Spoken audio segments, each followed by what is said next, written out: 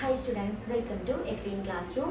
So today we are dealing with the last unit of last block of the paper BEGC 110 British Literature 19th Century. Okay, ബാക്കിയുള്ള യൂണിറ്റ്സുകളും ബ്ലോക്കുകളും എല്ലാം നമ്മൾ ഈ ഒരു പേപ്പറിൻ്റെ ഏകദേശം ഓൾമോസ്റ്റ് കംപ്ലീറ്റ് ചെയ്തിട്ടുണ്ട്. ഇനി നമുക്ക് ഈ ഒരു യൂണിറ്റ് മാത്രമേ ബാക്കിയുള്ളൂ. So let's see what is the unit 4 talking about. Okay, so unit 4 is all about the main അല്ലെങ്കിൽ another main writer of Victorian period, that is Gerard Manley Hopkins. Okay, Gerard Manley Hopkins. We simply call him like G.M. Hopkins. Okay, Hopkins എന്നാണ് നമ്മൾ അദ്ദേഹത്തെ commonly വിളിക്കപ്പെടാറ്. Full name ഒന്ന് പഠിച്ചു വെക്കുക, Gerard Manley Hopkins.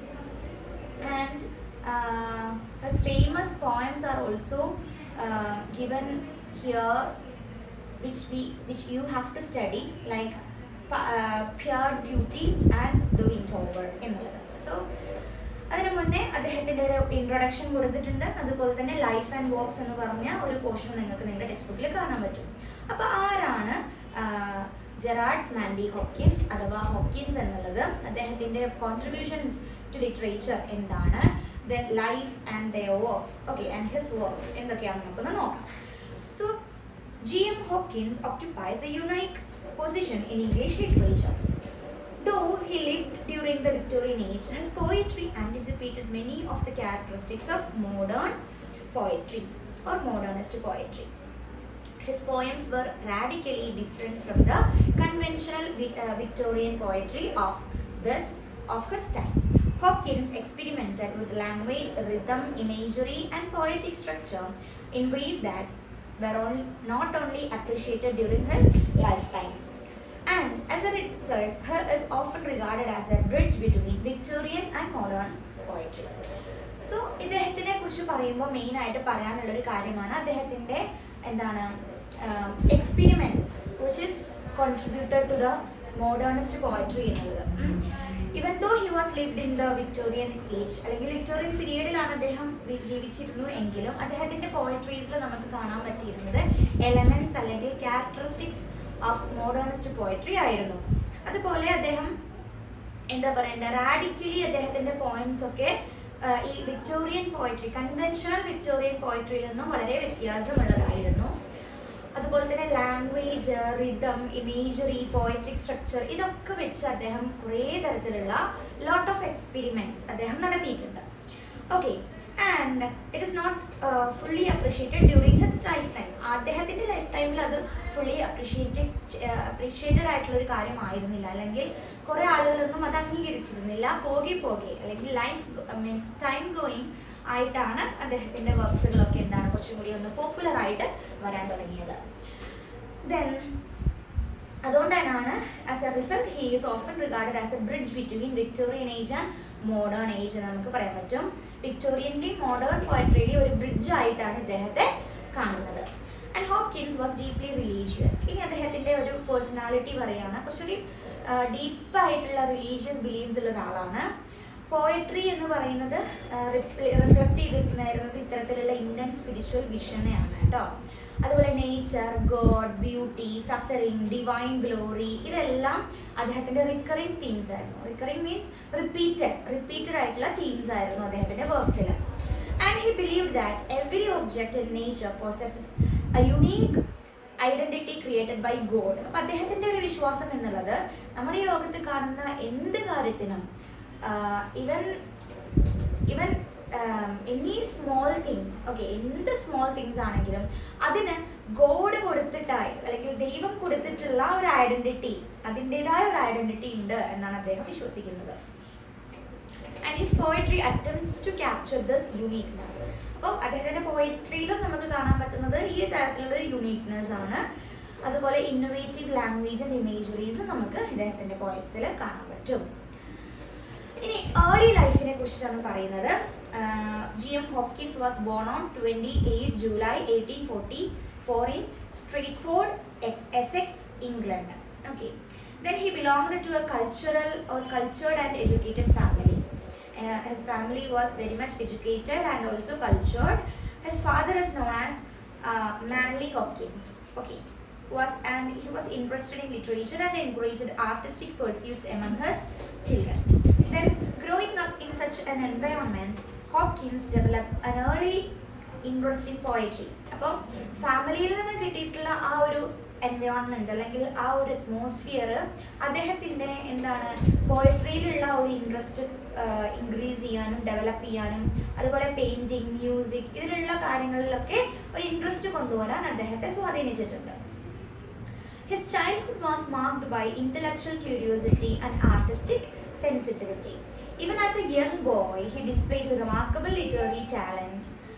അപ്പോൾ ചെറിയ കുട്ടിയായ ഇരിക്കുമ്പോൾ തന്നെ അദ്ദേഹം കുറേ ടാലൻസുകൾ കാണിച്ച് തുടങ്ങിയിട്ടുണ്ടെന്ന് പറയുന്നു. അദ്ദേഹത്തിൻ്റെ ഒബ്സർവേഷൻസ് പറയുന്നുണ്ട്. Observations of nature during his early years later became a significant source of inspiration for his poetry. Okay, അപ്പോൾ ഈ പറഞ്ഞ ഒബ്സർവേഷൻ, നേച്ചറിനോടുള്ള ഒരു ഒബ്സർവേഷനും അതുപോലെ തന്നെ അദ്ദേഹത്തിൻ്റെ ഏർലി ഇയേഴ്സിൽ എന്ത് ചെയ്തിട്ടുണ്ട്, സിഗ്നിഫിക്കൻറ്റ് സോഴ്സ് ഓഫ് ഇൻസ്പിറേഷൻ ആയിട്ട് മാറിയിട്ടുണ്ട് പോയട്രി ക്രിയേറ്റ് ചെയ്യാൻ വേണ്ടിയിട്ട്. Okay, so that's all about the early life. ഇനി എഡ്യൂക്കേഷനിലേക്ക് വരാം. Hopkins received his education at Highgate school where he excelled academically, and he later joined the Balliol College, Oxford, one of the most prestigious institutions in England. Then at Oxford he came under the influence of prominent scholars and religious thinkers.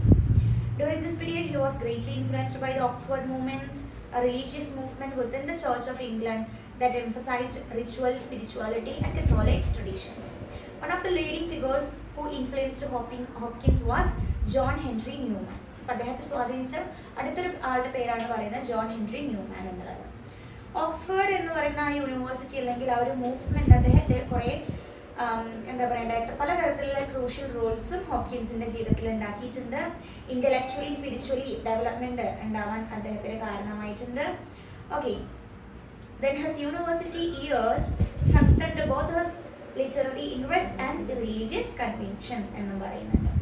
ഇനി വളരെയധികം കത്തോലിസം അല്ലെങ്കിൽ Catholic ഫാമിലിയിൽ ജനിച്ച ഒരാളായതുകൊണ്ട് തന്നെ religious ഫെയ്ത്തിൽ നന്നായിട്ട് വിശ്വസിച്ച ഒരാളായിരുന്നു. One of the most significant events in Hopkins' life was his conversion from Anglicanism to Roman Catholicism. അപ്പോൾ ആംഗ്ലിക്കൻ ചർച്ചിൽ ആംഗ്ലിക്കൻ റിലീജിയനിൽ നിന്നും കത്തോലിസത്തിലേക്ക് മാറിയിട്ടുള്ള ഒരു കൺവേർഷൻ നമ്മളവിടെ പറയുന്നുണ്ട്. 1866 അത്.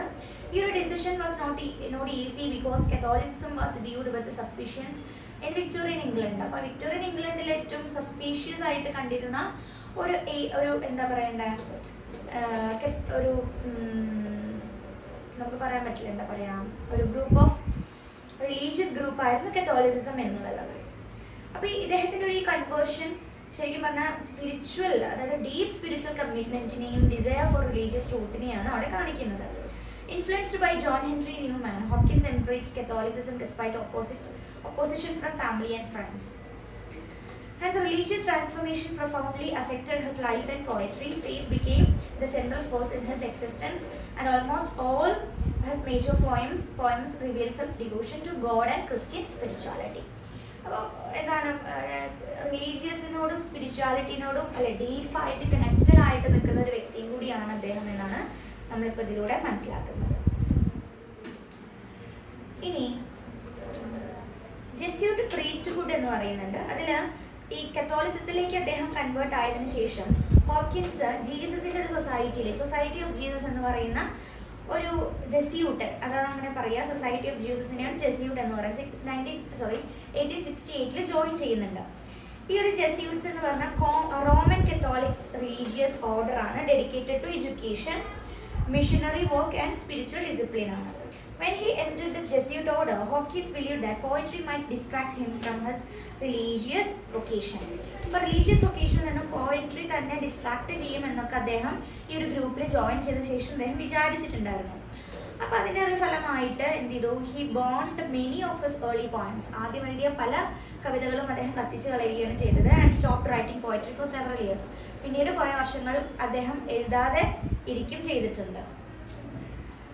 And this act demonstrates the seriousness with which Hopkins regarded his religious duties. അപ്പോൾ religious duties എത്രത്തോളം serious ആയിട്ടാണ് അദ്ദേഹം കാണുന്നത് അല്ലേ എന്നതിനൊരു ഉത്തമ ഉദാഹരണമാണ് അദ്ദേഹത്തിന്റെ വർക്ക്സ് കത്തിച്ച് കളയുകയും എഴുതാതിരിക്കുകയും ചെയ്ത ആ വർഷങ്ങൾ എന്ന് പറയുന്നത്. And however, his poetic gift could not remain suppressed forever. പക്ഷേ ആ പോയറ്റിക് ഗിഫ്റ്റ് കുറെ കാലത്തിനൊന്നും അദ്ദേഹത്തിന് ഇങ്ങനെ സപ്രസ് ചെയ്തിട്ട് വെക്കാൻ കഴിഞ്ഞിട്ടില്ല. കുറെ കാലത്തിന് ശേഷം അദ്ദേഹം എന്ത് ചെയ്തിട്ടുണ്ട്, കം ബാക്ക് ചെയ്തിട്ടുണ്ട് കേട്ടോ. അങ്ങനെ റിട്ടേൺ ടു പോയട്രി എന്ന് പറയുന്നത് 1875 വീണ്ടും അദ്ദേഹം തിരിച്ചു വരികയാണ്. അദ്ദേഹത്തിന്റെ പോയട്രിയിൽ കുറെ ഇൻസ്പിറേഷൻ ഉണ്ടായിട്ടുണ്ട്. After hearing about the tragic shipwreck of the German vessel Deutschland എന്ന് പറയുന്ന അതിലൊരു ഷിപ്രക്ക് ഉണ്ടായിരുന്നു. അതിനുശേഷം അദ്ദേഹം കൂടുതലും എഴുതാൻ തുടങ്ങിയിട്ടുണ്ട്. ഈ ഒരു ഇൻസിഡന്റ് അദ്ദേഹത്തെ the wreck of the Deutschland എന്ന് പറയുന്ന ഫേമസ് വർക്ക് എഴുതാൻ അദ്ദേഹത്തെ പ്രേരിപ്പിച്ചിട്ടുണ്ട്. And one of his most important പോയിന്റ്സുമാണ് കേട്ടോ അത്. ആൻഡ് ഇത് ആണ് അദ്ദേഹത്തിന്റെ this mark the beginning of his mature poetic career. Then from this point onwards, Hopkins successfully combined his religious devotion with his poetic talent.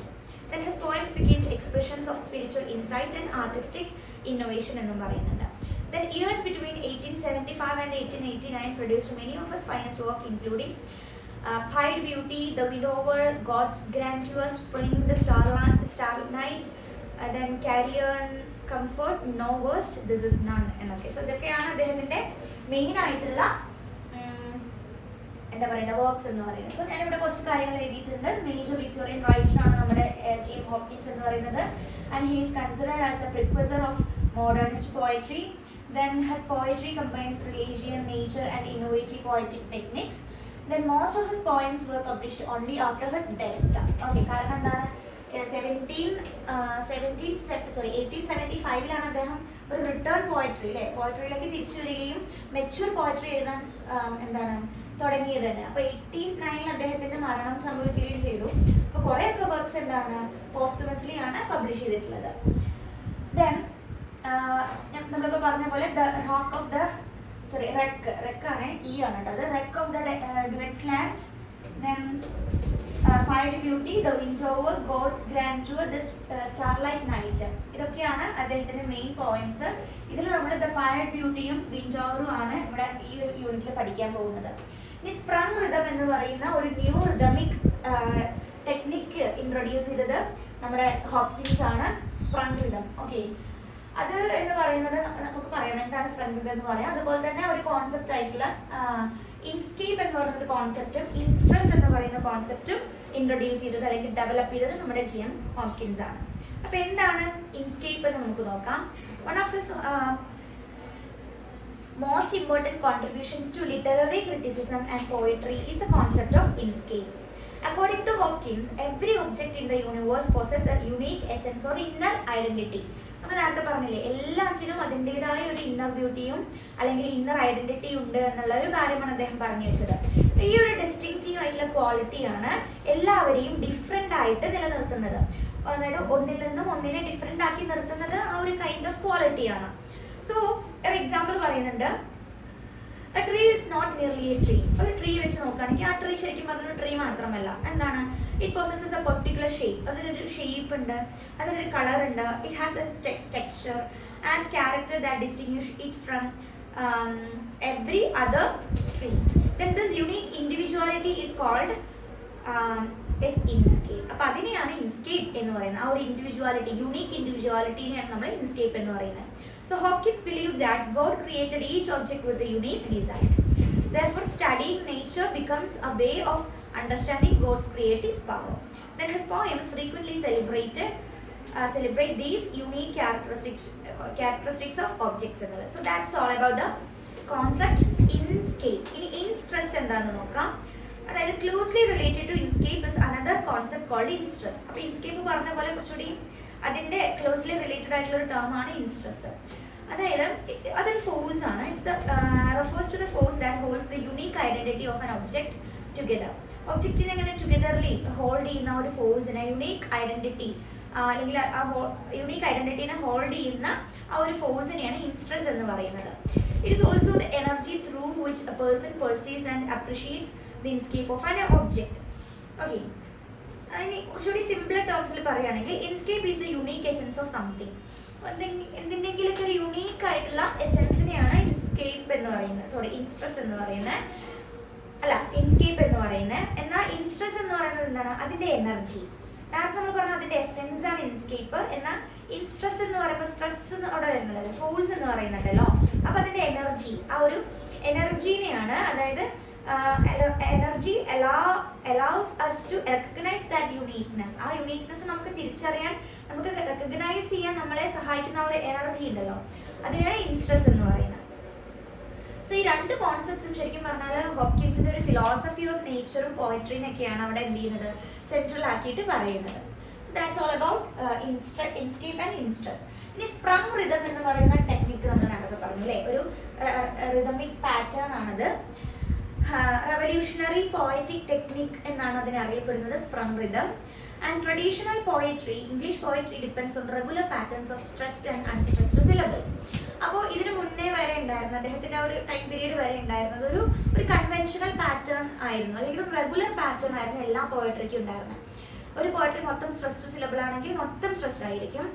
തുടങ്ങുന്ന ഒരു അൺസ്ട്രെസ്ഡ് സിലബിൾ ആണെങ്കിൽ അത് മൊത്തം എന്താണ് ഫോളോ ചെയ്യുന്നത്, അൺസ്ട്രെസ്ഡ് സിലബിൾ ആയിരിക്കും. അപ്പോൾ ഹോക്കിൻസ് ഇതിന്റെ ഒരു റിസ്ട്രക്റ്റീവ് ആയിട്ടുള്ള ഒരു ഫോം അല്ലെങ്കിൽ പാറ്റേൺ ആണ് അവിടെ കണ്ടുപിടിച്ചത്.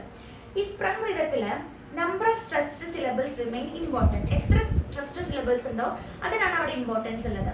പക്ഷേ number of unstressed syllables may vary. എത്ര അൺസ്ട്രെസ്ഡ് സിലബിൾസ് ഉണ്ടാവും അത് വേരി ചെയ്തുകൊണ്ടേ ഇരിക്കും. ഇതൊരു ക്രിയേറ്റ് ചെയ്യുന്നത് ഒരു moral, natural and energetic rhyme that resembles ordinary speech എന്നാണ്.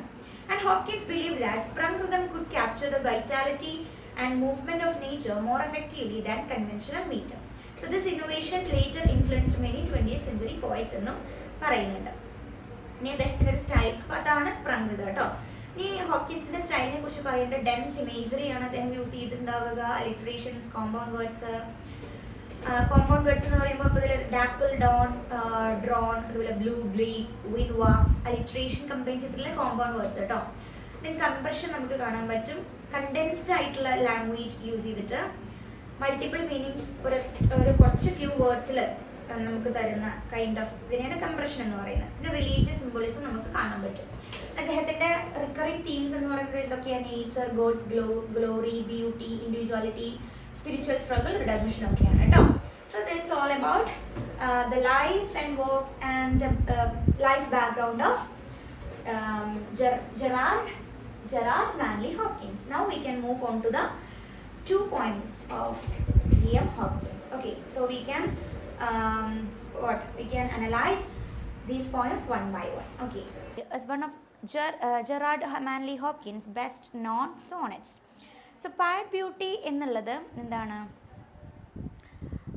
ഹോപ്കിൻസിൻ്റെ ഏറ്റവും പ്രധാനപ്പെട്ട എന്താ പറയുക, സോണറ്റുകളിൽ ഒന്നാണ് കേട്ടോ. So this is not a poem or not a single poem. ഇതെന്താണ്? ഒരു സോണറ്റാണ്. ഓക്കെ, സോണറ്റാണ്. ആൻഡ് പൈഡ് ബ്യൂട്ടി എന്ന് പറയുമ്പോൾ ഏകദേശം 11 ലൈൻ പോയമാണത്. You can see in your text book. Text ബുക്കിൽ കാണാൻ പറ്റും. ആൻഡ് ഇതൊരു റെഫർ ചെയ്യുന്നത് ടൈറ്റിൽ പൈഡ് ബ്യൂട്ടി എന്ന് പറയുമ്പോൾ നമുക്കവിടെ കാണാൻ പറ്റില്ലേ, ബ്യൂട്ടി എന്ന് പറയുന്നൊരു word. And it refers to the beautiful, variegated and multi coloured. So pied means multi coloured എന്നാണ് അതിൻ്റെ മീനിങ് വരുന്നത് കേട്ടോ. So pied, nature of the world, serving as a hymn of അല്ലെങ്കിൽ hymn of praise to God for creating unique and diverse things. അപ്പോൾ ഇത് ശരിക്കും പറഞ്ഞാൽ ഒരു സ്തുതിഗീതം എന്നൊക്കെ നമ്മൾ മലയാളത്തിൽ പറയില്ലേ, സ്തുതിഗീതം. അപ്പോൾ ദൈവത്തെ സ്തുതിച്ചുകൊണ്ട് അദ്ദേഹം എഴുതിയിട്ടുള്ള ഒരു സോണറ്റാണിത്. അതിൽ പറയുന്നത് എന്താണെന്ന് വെച്ചാൽ ഇത്രയും ഡൈവേഴ്സിറ്റി നിറഞ്ഞ ഒരു വേൾഡ്, ഇത്രയും ബ്യൂട്ടിഫുൾ ആയിട്ടുള്ളൊരു വേൾഡ് ക്രിയേറ്റ് ചെയ്ത ദൈവത്തിന് സ്തുതി എന്ന് പറഞ്ഞിട്ട് എഴുതിയിട്ടുള്ളൊരു സോണറ്റാണ് ഈ പൈഡ് ബ്യൂട്ടി എന്ന് പറയുന്ന ഹോപ്കിൻസിൻ്റെ ഈ ഒരു poem. And it was composed in 1877 compose ചെയ്തെങ്കിലും it was published posthumously in 1918 by his friend Robert Bridges. മരണശേഷമാണ് അത് അദ്ദേഹത്തിൻ്റെ ഫ്രണ്ടായിട്ടുള്ള റോബർട്ട് ബ്രിഡ്ജസ് പബ്ലിഷ് ചെയ്യുന്നത്. ആൻഡ് ദ പോയം നേരത്തെ പറഞ്ഞ പോലെ ഒരു hymn of praised God for creating the diverse and beautiful world. Okay, so the title pied beauty refers to beauty found in things that are variegated, multicolored, spotted or uneven എന്നൊക്കെ നമുക്ക് പറയാം. Hopkins celebrates not only perfect beauty but also irregularity and diversity in nature എന്നും പറയുന്നുണ്ട്. അതായത് beauty മാത്രമല്ല, അല്ലെങ്കിൽ perfect ബ്യൂട്ടീനെ മാത്രമല്ല, നമുക്ക് ചുറ്റും നമ്മുടെ ഈ സൊസൈറ്റിയിൽ അല്ലെങ്കിൽ നമ്മുടെ ഈ എൻവയോൺമെൻറ്റിൽ നമുക്ക് ചുറ്റും കാണാൻ പറ്റുന്ന പലതരത്തിലുള്ള ഇറഗുലർ ആയിട്ടുള്ള കാര്യങ്ങളുണ്ടല്ലോ അല്ലേ. അതുപോലെ അൺഈവൻ ആയിട്ട് നേച്ചറിൽ കാണുന്ന കുറേ കാര്യങ്ങളുണ്ട്. അതിനൊക്കെ എന്ത് ചെയ്തിട്ടുണ്ട്, സെലിബ്രേറ്റ് ചെയ്തിട്ടുണ്ട്. And the poem reflects Hopkins religious faith. Religious ഫെയ്ത്തിനെയാണ് ഇവിടെ ഈ ഒരു പോയം റിഫ്ലക്ട് ചെയ്യുന്നത്. He believes that every object in nature is created by God and possesses a unique identity. നേരത്തെ പറഞ്ഞ പോലെ ഇൻസ്കേപ്പ് എന്ന് പറയുന്ന ഒരു concept. Therefore all forms of beauty deserve admiration because they reveal God's creative power. അപ്പോൾ എല്ലാ എന്താ പറയണ്ടേ, ഈ ലോകത്ത് കാണുന്ന എല്ലാ ചെറിയ സാധനങ്ങൾക്ക് പോലും നമുക്ക് അല്ലേ അപ്രിഷ്യേറ്റ് ചെയ്യേണ്ടതില്ല, അല്ലെങ്കിൽ അഡ്മയർ ചെയ്യുന്നുണ്ട്. കാരണം എന്താണ്, അതെല്ലാം ഗോഡിൻ്റെ ക്രിയേഷനാണ്. ഗോഡിൻ്റെ ക്രിയേറ്റീവ് പവറിനെ അതെല്ലാം എന്ത് ചെയ്യുന്നുണ്ട്, റിവീൽ ചെയ്യുന്നുണ്ട്. ഇനി ഇത് എഴുതാനുണ്ടായ ഒരു ബാക്ക്ഗ്രൗണ്ട് അല്ലെങ്കിൽ റീസൺ എന്താണെന്ന് നോക്കാം. വിക്ടോറിയൻ പീരീഡിലാണല്ലോ നമ്മുടെ റൈറ്റർ ഉള്ളത് അല്ലേ. സോ വിക്ടോറിയൻ പീരീഡ് എങ്ങനെയാണ് വിറ്റ്നസ് ചെയ്തിട്ടുള്ളത്, റാപ്പിഡ് ഇൻഡസ്ട്രിയലൈസേഷൻ, അതൊക്കെ which often distanced people from nature അല്ലേ. നേച്ചറിൽ നിന്നും ആളുകളെ എന്ത് ചെയ്തിട്ടുണ്ട്, അകത്തി നിർത്തിയിട്ടുണ്ട്. Hopkins reacted against this trend by celebrating the natural world. അപ്പോൾ ഹോപ്കിൻസ് ഈ ഒരു ട്രെൻഡിനെ എഗെയിൻസ്റ്റ് ആയിട്ട് നിന്നത് നമ്മുടെ ഇപ്പോൾ ഈ പറഞ്ഞ നാച്ചുറൽ വേൾഡിനെ പ്രസൻറ്റ് ചെയ്തുകൊണ്ടാണ്. Unlike many poets who priced only ideal beauty, Hopkins appreciated imperfect, changing and mixed forms of beauty. അപ്പോൾ ഇവിടെ ബാക്കിയുള്ള റൈറ്റേഴ്സൊക്കെ ചെയ്യുന്നത് പോലെ പെർഫെക്റ്റ് ബ്യൂട്ടീനെ മാത്രമല്ല ഹോപ്കിൻസ് എന്ത് ചെയ്തിട്ടുള്ളത്, സെലിബ്രേറ്റ് ചെയ്തിട്ടുള്ളത്. But he also appreciated imperfect, then changing and mixed forms of beauty. And his religious beliefs enabled him to see every element of nature as a reflection of divine glory എന്ന് പറയുന്നുണ്ട്. ഈ പോയത്തിൻ്റെ summary നോക്കാം. എന്താണ് ഈ ഒരു poem പറയുന്നത്? So the poem starts like this: glory be to God for dappled things, for skies of coupled color as a brinded cow. Then for rose molds on in the stipple upon trout that swim, fresh fire coal, chestnut falls, finches wings എന്ന് പറഞ്ഞിട്ട് അങ്ങനെ തുടർന്ന് പോകുന്നുണ്ട് അല്ലേ. So the poem begins with the speaker praising God for creating dappled things. അപ്പം first തന്നെ poet അല്ലെങ്കിൽ speaker ചെയ്യുന്നത് ഗോഡിനെ പ്രൈസ് ചെയ്യാണ് for creating this dappled things. Dappled things എന്ന് പറഞ്ഞാൽ എന്താണ്, objects marked by different colours and pattern. പലതരത്തിലുള്ള കളേഴ്സിലും പാറ്റേണിലും അവൈലബിൾ ആയിട്ടുള്ള ഒബ്ജക്ട്സിനെ ക്രിയേറ്റ് ചെയ്ത ദൈവത്തിന് നന്ദി എന്ന് പറഞ്ഞിട്ടാണ് എന്ത് ചെയ്യുന്നത്, പോയം തുടങ്ങുന്നത്. And he mentions the spotted sky അല്ലേ. സ്കൈ എന്ന് പറയുമ്പോൾ നമുക്ക് നോക്കിയാൽ കാണാൻ പറ്റും, അവിടെ ഇവിടെ ഓരോ സ്പോട്ടുകൾ അല്ലേ, ക്ലൗഡ്സുകളാണ് ആ സ്പോട്ട്സ് എന്ന് പറയുന്നത്, എന്നാലും കാണാൻ നല്ല ഭംഗിയാണ് അല്ലേ. So spotted sky, then speckled trout, then chestnuts, colorful landscapes, then different occupations of human beings. ഇതെല്ലാം അദ്ദേഹം അവിടെ ഡിസ്ക്രൈബ് ചെയ്യുന്നുണ്ട്. And Hopkins points out that the world is full of variety. Point out ചെയ്യുന്ന കാര്യം എന്താണെന്നാണ്, ഈ വേൾഡ് എന്ന് പറയുന്നത് ഫുൾ ഓഫ് വെറൈറ്റിയാണ്. Every object has its own beauty and uniqueness. എല്ലാറ്റിനും അതിൻ്റേതായ യുണീക്നെസ് ഉണ്ട്, അതിൻ്റേതായ ബ്യൂട്ടി ഉണ്ട്. Some things are bright, others are dark അല്ലേ. എല്ലാ കാര്യങ്ങളും ഒരേപോലെയല്ല, everything is different. And something could be എന്താണ് bright and others could be dark. Some are Swift അല്ലേ, അതുപോലെ തന്നെ some are slow, some are sweet and some others are sour. അപ്പോൾ കയ്പും മധുരവും ഉള്ളതും അതുപോലെ ഡാർക്കും ബ്രൈറ്റ് ആയിട്ടുള്ളതും എല്ലാം ഓപ്പോസിറ്റ് തിങ്സുകളുള്ള ഒരു വേൾഡാണ്. അത്രയും വെറൈറ്റി ആയിട്ടുള്ള തിങ്സ് ഉള്ള വേൾഡാണ് നമ്മുടെ എന്നാണ് അവിടെ ഹോപ്കിൻസ് പറയുന്നത്. Although everything in nature changes constantly, God remains eternal and unchanging. അപ്പോൾ എല്ലാം ടൈമിനനുസരിച്ചിട്ട് ഈ വേൾഡിൽ മാറുന്നു എങ്കിലും എന്താണ് മാറാത്തത്, ഗോഡ് അല്ലേ. God remains eternal and unchanging. The poem ends with a command to praise God. എന്നിട്ട് ലാസ്റ്റ് കമാൻഡ് പോലെ ഗോഡിനെ പ്രൈസ് ചെയ്തിട്ടാണ് നിർത്തുന്നത്. The creator of all beauty അല്ലേ, എല്ലാറ്റിൻ്റെയും ബ്യൂട്ടി ആയിട്ടുള്ള ക്രിയേറ്റർ ആയിട്ടുള്ള എല്ലാ ബ്യൂട്ടിൻ്റെയും ക്രിയേറ്റർ ആയിട്ടുള്ള ഗോഡിനെ പ്രൈസ് ചെയ്തുകൊണ്ട് ലാസ്റ്റ് അങ്ങനെ ആ ഒരു പോയം അവസാനിക്കുന്നത്. Very simple sonnet and it conveys the theme of beauty അല്ലേ, uniqueness of the world and also what the nature as God's creation, like that. So ഇവിടെ നമുക്ക് പറയാൻ പറ്റും തീംസ് എന്താണ്. തീംസ് എന്ന് പറയുന്നത് beauty in diverse, nature as God's creation, praise and thank giving, അല്ലെ, ഒരു താങ്ക്സ് പറയുന്ന പോലെയും കൂടിയാണ് അവിടെ. Then unity in diversity, permanence of God. God എന്ന് പറഞ്ഞു കഴിഞ്ഞാൽ അവിടെ ഒരിക്കലും ചേഞ്ച് ചെയ്യുന്നില്ല എന്ന് പറയുന്നുണ്ട്. സോ ആ ഒരു പെർമനൻ്റ് ആയിട്ടുള്ള ഗോഡിൻ്റെ സ്റ്റേറ്റിനെ, permanence of God versus change in nature. നേച്ചറിൽ നമുക്ക് പല കാര്യങ്ങളും ചേഞ്ച് ചെയ്ത് കാണാൻ പറ്റും, but we cannot see even a small change in our God എന്നുള്ളത്. സോ ബെസ്റ്റ് നോൺ സോണറ്റ് ആണ്, പബ്ലിഷ്ഡ് പോസ്റ്റ്മസ്ലി ആണ്. Then hymn of praising to God for creating the diverse and beautiful world എന്നും പറഞ്ഞിട്ടുണ്ട്. And ഇതിൻ്റെ symbolise അല്ലെങ്കിൽ symbolism എന്താണ്? പയർഡ് beauty എന്നിവിടെ പറഞ്ഞിട്ടുള്ളത് എന്താണ്? Diversity and uniqueness in creation ആണ്. സ്കൈൻ്റെ സിംബോളിസം എന്ന് പറയുന്നത് ഗോഡ്സ് മാഗ്നിഫിഷ്യൻസ് ആണ്. ദെൻ ട്രൗട്ട് എന്ന് പറയുന്നത് വെറൈറ്റി ഇൻ ലിവിങ് ക്രിയേച്ചേഴ്സ് ആണ്. ലാൻഡ്സ്കേപ്പ് എന്ന് പറഞ്ഞാൽ harmony between human life and nature. Then God is the eternal creator symbol. Okay, നമുക്ക് ഇമേജറീസ് കുറേ കാണാൻ പറ്റും. Spotted sky, speckled trout, fresh chestnuts, colourful farmlands, flying birds ഒക്കെ എന്താണ്? ഇമേജറീസ് ആണ്. പോയറ്റിക് ഡിവൈസുകൾ എന്തൊക്കെ യൂസ് ചെയ്തിട്ടുണ്ട്? Alliteration, internal rhyme, compound words, imagery, symbolism, then numeration, enumeration, sprung rhythm. Okay, sprung rhythm ആണ് ഇതിലും യൂസ് ചെയ്തിട്ടുള്ളത് കേട്ടോ. So we can say that paired beauty is both a religious hymn and a nature poem. Hopkins teaches that beauty exists in differences rather than perfection. The poem celebrates God's creativity and reminds readers that every aspect of nature reflects divine wisdom. Its musical language, vivid imagery, and spiritual message make it one of Hopkins' greatest achievements. So that's all about the poem. Very simple poem, Paired Beauty. Okay, and it was composed in 1877 and published in 1918 by his friend. Who's his friend? Robert Bridges. Robert Bridges. Okay, so it's all about this poem. I hope it is clear for you.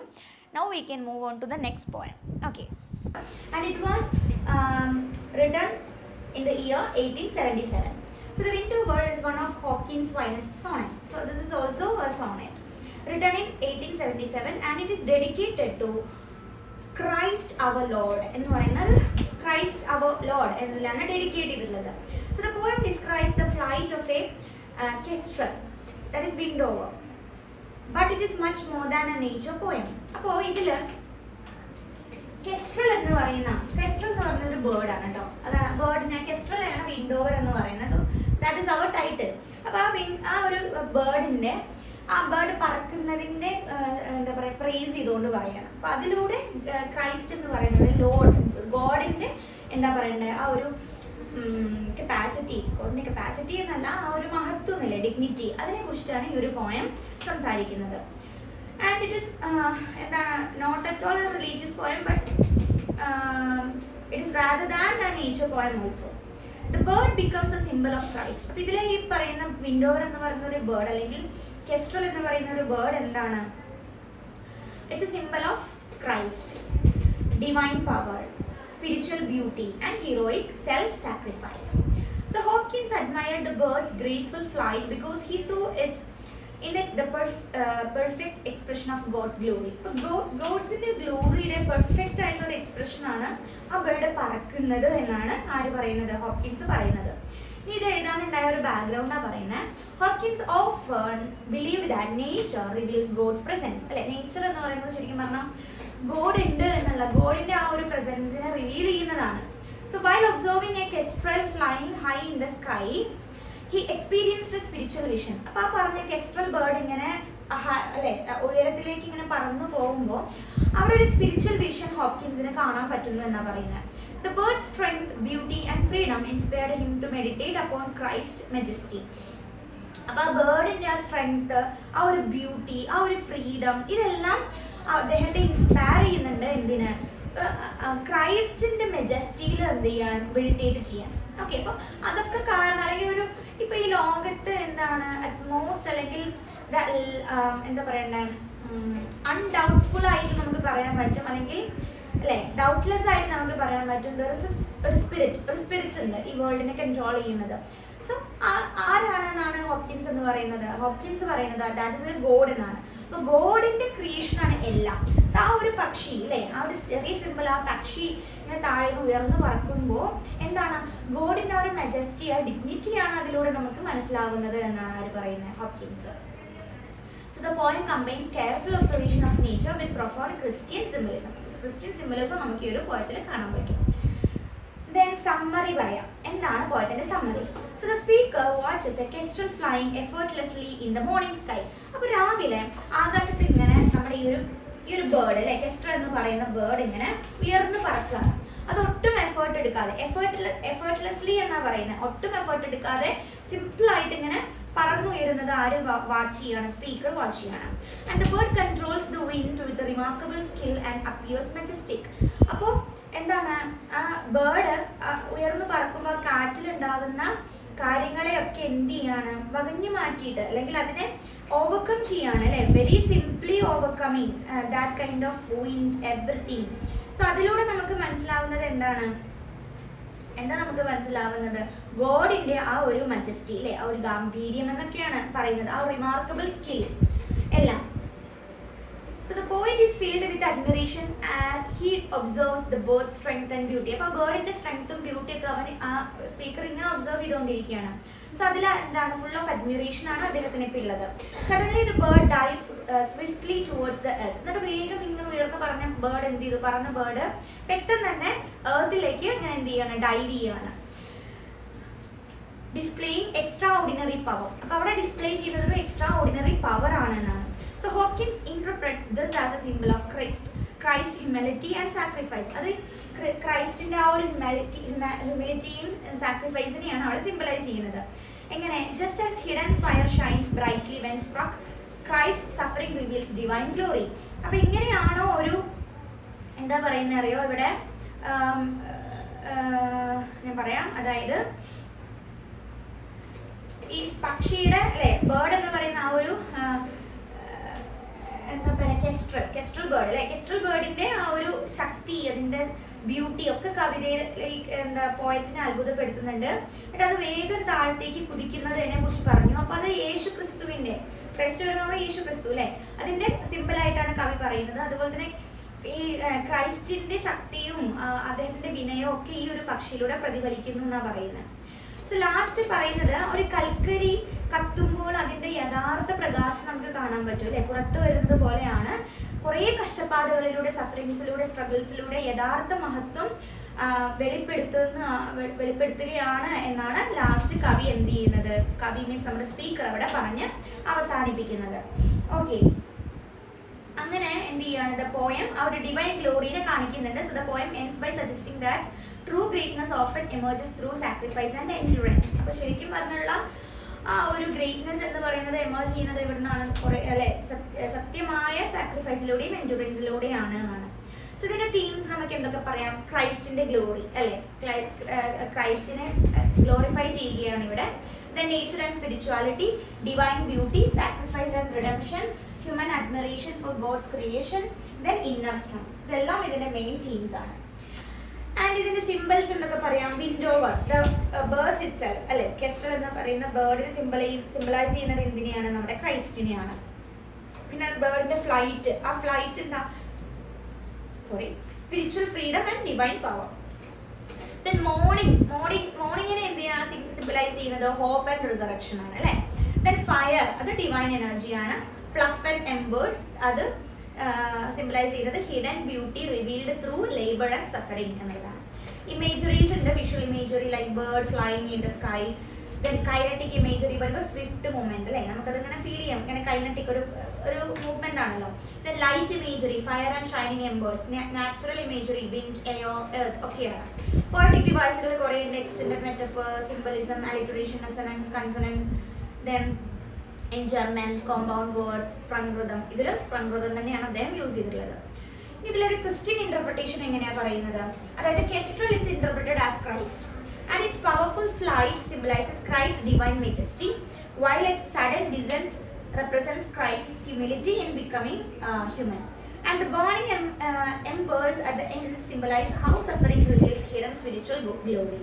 Thus the poem presents Christ as both majestic and humble. അപ്പോൾ രണ്ടുമാണല്ലേ, Christ എന്ന് പറയുന്നത് both മജസ്റ്റിക്കും ആണ് ഹംബിളും എന്നാണ് അദ്ദേഹം പറയുന്നത്. ഇതിലെ critical appreciation എങ്ങനെ പറയാം നമുക്ക്? The Windover is regarded as one of the greatest sonnets in English literature. It combines scientific observation, artistic beauty, and Christian faith into a single poetic vision. Hawkins transforms an ordinary bird into a profound religious symbol, demonstrating that nature can reveal eternal spiritual truths. Then the poem also showcases his distinctive style through sprung rhythm, rich imagery and innovative language. So ഇത്രയാണ് നമ്മുടെ വിൻഡോവർ എന്ന് പറയുന്ന ഈ ഒരു Sonet, ഈ ഒരു poem പറയുന്നത്. So ഇതും എന്താണ്, വളരെ സിമ്പിൾ ആയ പോയമാണ്. അപ്പോൾ ഈ രണ്ട് കാര്യങ്ങളും അതുപോലെ തന്നെ രണ്ട് പോയം അല്ലേ, പയറ്റ് ബ്യൂട്ടി ആൻഡ് നമ്മുടെ വിൻഡോവർ, ഈ രണ്ട് പോയം അതുപോലെ തന്നെ ജെറാർഡ് മാൻലി ഹോപ്കിൻസിനെയാണ് നമ്മൾ ഈ ഒരു യൂണിറ്റിൽ, അതായത് ഈ ബ്ലോക്കിലെ ഈ ബുക്കിലെ തന്നെ അവസാനത്തെ യൂണിറ്റിൽ നമ്മൾ ഡീൽ ചെയ്തത്. ഇനി വേണമെങ്കിൽ പയറ്റ് ബ്യൂട്ടിയും വിൻഡോവറും വേണമെങ്കിൽ ഒരു കമ്പാരിസൺ നിങ്ങൾക്ക് നടത്താം. പയറ്റ് ബ്യൂട്ടിയിൽ സെലിബ്രേറ്റ് ചെയ്യുന്നത് ഡൈവേഴ്സിറ്റി നേച്ചർ ആണ്. Windhover celebrates the majesty of single bird. Then nature poem and hymn of praise. Then nature poem with deep Christian symbolism. Then theme in Pied Beauty എന്ന് പറയുന്നത് beauty in diversity ആണ്. ഇതിൽ വരുമ്പോൾ divine glory and sacrifice ആണ്. Then Pied Beauty focuses on God's varied creation. ഗോഡിന്റെ creation ആണെങ്കിൽ ഇവിടെ വിൻഡോവറിൽ ഫോക്കസസ് ഓൺ ക്രൈസ്റ്റിന്റെ focuses on Christ symbolized by the gesture. Then it ends with praise to God and it ends with the revelation of spiritual glory through sacrifice എന്നുള്ളത്. So ഇത്രയേ ഉള്ളൂ നമ്മുടെ ഈ ഒരു യൂണിറ്റ് എന്ന് പറയുന്നത്. I hope these points are clear to you. If you have any kinds of doubts, you can easily ask me. Okay, freely ask me and I will provide the answer for your doubts. Okay, അപ്പോൾ doubts വരാൻ chance ഒന്നുമില്ല. വളരെ simple points ആണ്. എന്ത് ചെയ്യുക, നിങ്ങൾ ഇതിൻ്റെ text നന്നായിട്ട് വായിക്കുക. എല്ലാ തവണയും പറയുന്ന പോലെ അല്ലേ, ആസ് യൂഷ്വൽ എന്താണ്, പോയം നന്നായിട്ട് വായിക്കുക. അതിലുള്ള ഓരോ ലൈൻസും എന്ത് ചെയ്യണം, നിങ്ങൾക്ക് അത്രയും ഫെമിലിയർ ആയിട്ട് വരണം. എന്നാലാണ് എക്സാം നിങ്ങൾക്ക് എന്ത് ചെയ്യാൻ പറ്റുള്ളൂ, ഈസി ആയിട്ട് ഹാൻഡിൽ ചെയ്യാൻ പറ്റുള്ളൂ കേട്ടോ. So that's it. Thank you.